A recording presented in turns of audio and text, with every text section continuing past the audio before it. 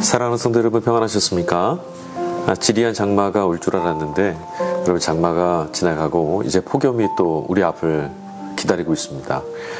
무척 힘들고 힘겨울 수 있겠죠. 그러나 이 무더운 여름, 지리한 이 힘들고 힘겨운 이 폭염 속에서도 자라야 할 것, 또 성장해야 될 것들을 알차게 성장할 수 있도록 인도해 가시는 하나님의 은혜가 있다는 것, 여러분, 우리에게 주어진 환경을 통해서 이런 사실을 우리가 깨닫고 배워서 우리의 시간, 우리가 직면해야 되는 시간 안에서도 하나님의 은혜를 붙들고 넉넉히 걸어갈 수 있기를 주의 이름으로 간절히 축원합니다. 오늘 짧은 질문 긴 묵상 시간에는 먼저 사도행전 말씀 같이 읽고 시작하겠습니다. 4장 12절 말씀입니다. 다른 이로서는 구원을 받을 수 없나니 천하 사람 중에 구원을 받을 만한 다른 이름을 우리에게 주신 일이 없음이라 하였더라. 여러분, 우리는 예수님을 하나님의 아들이시라고 또 우리의 구원의 주님으로 믿고 있는 사람들입니다. 성도, 그리스도인들이죠. 예수님은 그리스도라고 하는 그 고백이 바로 이 뜻을 담고 있는 거예요. 우리의 구원이시다. 그리스도라고 하는 이 이름 뜻은 헬라어인데요, 주님이시라는 뜻입니다.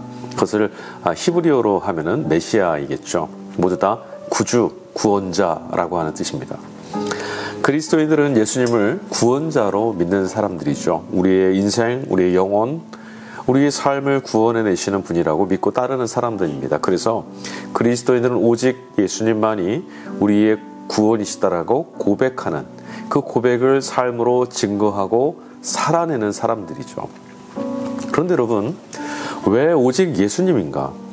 왜 오직 예수인가라고 하는 이 물음에 대한 의미를 여러분, 우리가 제대로 이해하지 못하는 경우가 참 많은 것 같습니다.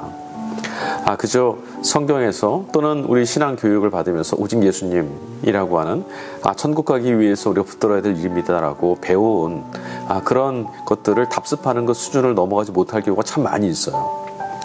여러분, 이 물음, 오직 예수라고 하는 이 물음은요, 왜 예수를 믿어야만 하는가라고 하는 신앙의 본질과 연결되어 있을 뿐만 아니라 왜 예수만 믿으라고 하는 것이냐라고 하는 교회, 그러니까 기독교 밖에서 우리를 향한 질문에 대한 답이기도 합니다.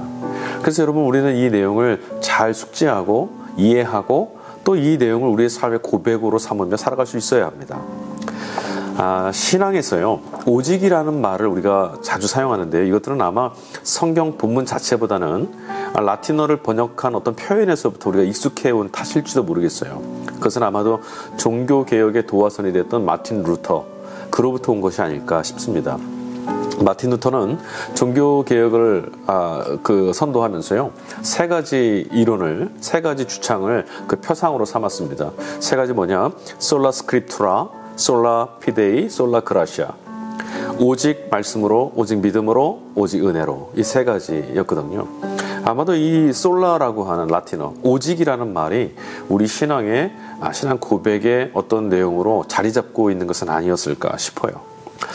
오히려 신약 성경 안에서는요, 예수님과 함께 사용되어지는 오직이라고 하는 이 표현들은요, 오직 예수 그리스도로 옷 입으라라고 했던 로마서 13장 14절 말씀이나 아니면 오직 우리 주 구주 예수 그리스도의 은혜와 그를 아는 지식에서 자라가라고 말했던 베드로후서 3장 18절 말씀, 또 아니면 오직 심령을 새롭게 하여라고 했던 에베소서 4장 23절 말씀 등과 같이 예수님과 함께 사용되어진 오직이라는 말들은 대부분 성도들이 예수님 안에서 어떻게 신앙 안에 살아갈 것인지를, 어떻게 해야 우리가 신앙인답게 살 것인지, 예수님의 제자답게 살 것인지를 가르쳐 주시는 그런 교훈과 가르침의 말씀인 경우가 대부분입니다.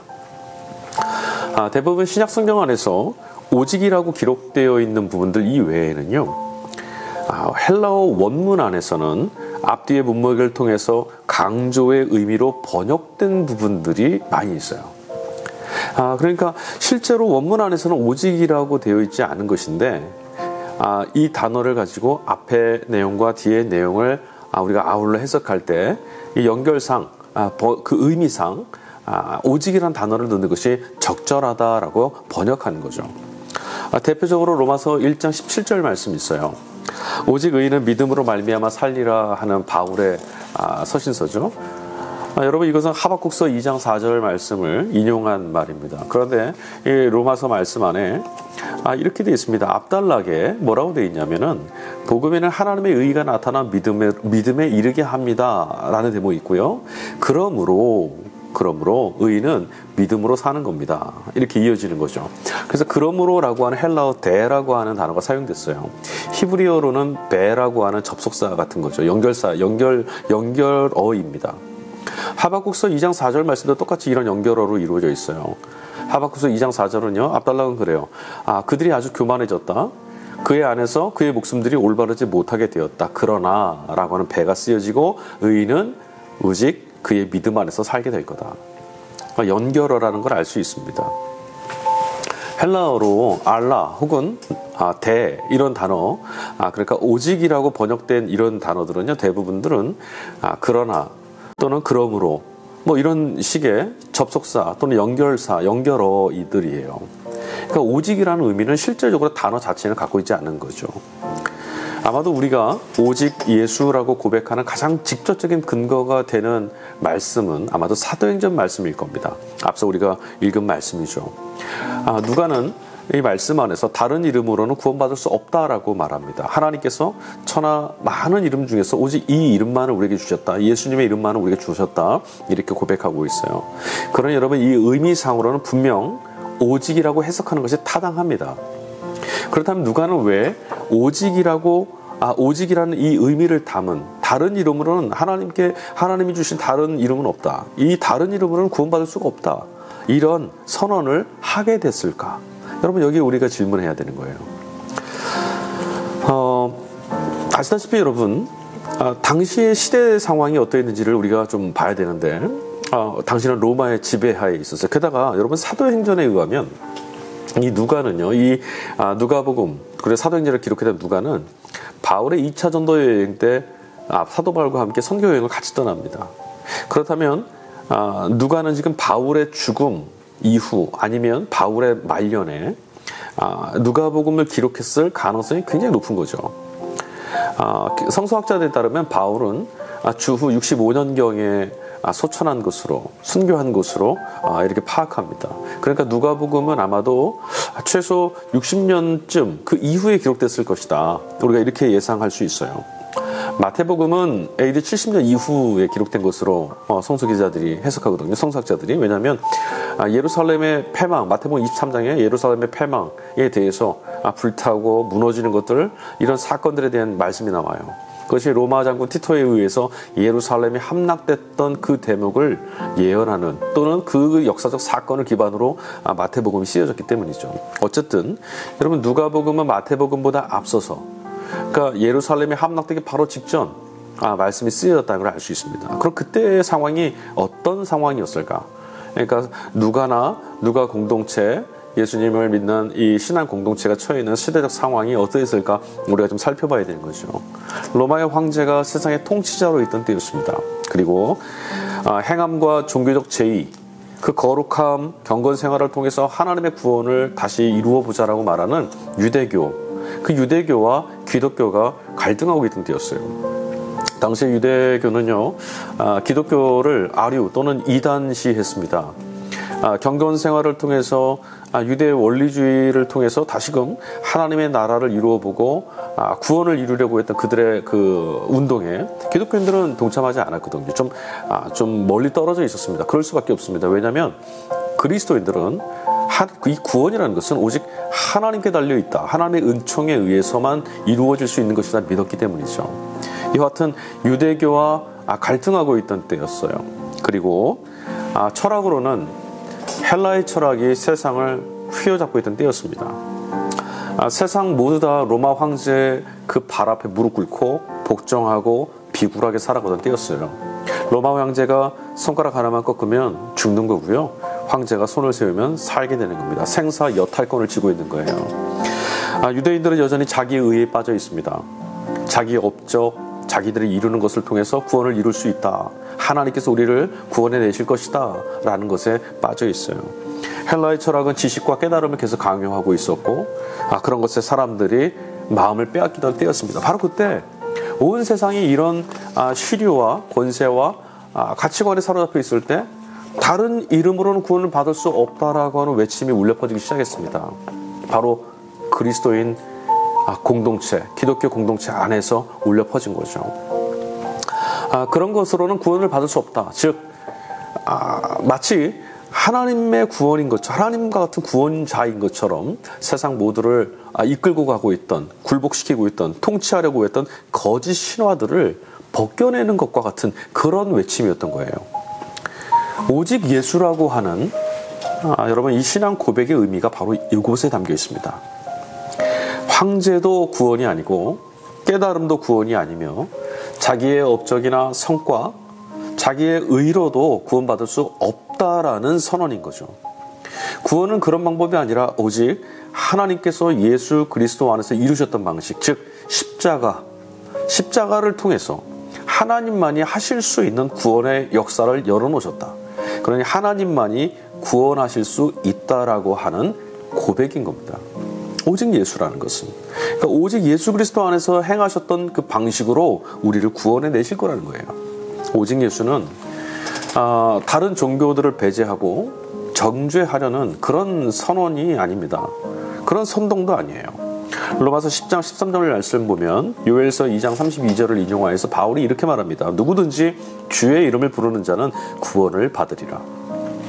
이 말씀은 다른 종교는 또 다른 어떤 것들은 배제하겠다는 차원이 아니죠. 이 말씀 뭡니까?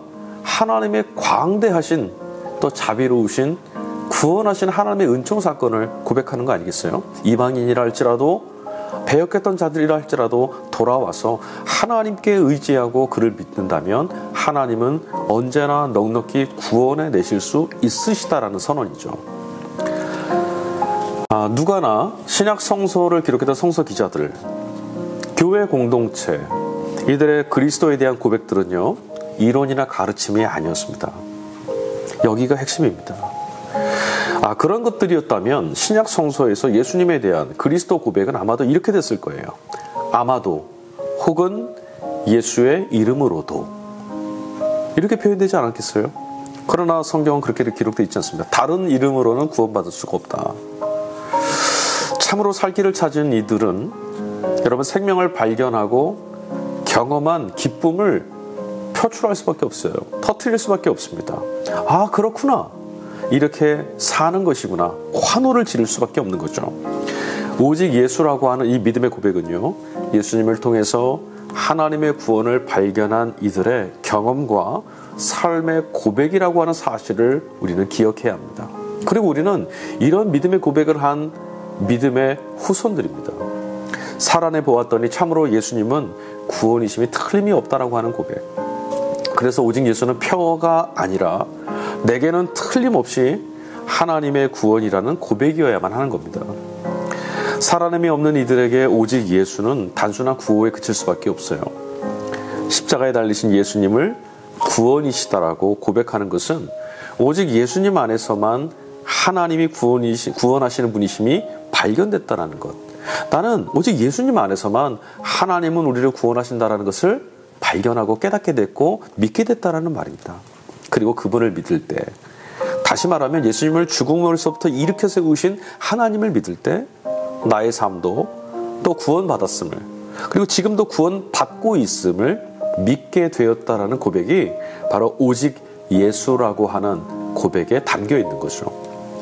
참으로 여러분, 살 길을 발견했다면 그 길을 살아내는 것, 그것이야말로 기쁨이고 우리 인생 모두를 걸어야 될 최선 아니겠습니까? 그 길을 발견한 이들답게 여러분, 그 길, 예수 그리스도를 길 삼아 하나님의 구원을 누리고 사는 것에 최선을 다하고 천착해야 합니다. 우리가 그렇게 살아갈 때 예수님은 정말 구원이십니다. 돈도 명예도 세상의 권력도 시류를 쫓아가는 것도 우리 구원이 될 수 없고 오직 예수 그리스도를 통해서 하나님만이 나를 구원하십니다라는 이 믿음으로 살아갈 때 오직 예수 안에만 구원이 있다라고 우리가 그 말씀에 잇대어 살아갈 때 세상은 다른 이로는 구원받을 수 없다라는 것을 고백하게 될 겁니다. 여러분, 하나님은 이 일을 위해서 오직 예수를 통해서 구원하시는 그 놀라운 구원의 역사를 만민 가운데 증거하시기 위해서 우리를 선택하셨습니다. 언제나 삶 가운데 다른 구원의 이름이 우리를 억압하고 강요하고 두렵게 하고 유혹하고 기만할 때 여러분 이 말씀을 기억하십시오. 천하 만민 가운데 다른 이름을 주시지 않았습니다. 예수 그리스도 생명의 이름을 우리에게 주셨으니 하나님은 우리를 구원하실 겁니다. 다음 시간에 다시 뵙겠습니다. 감사합니다.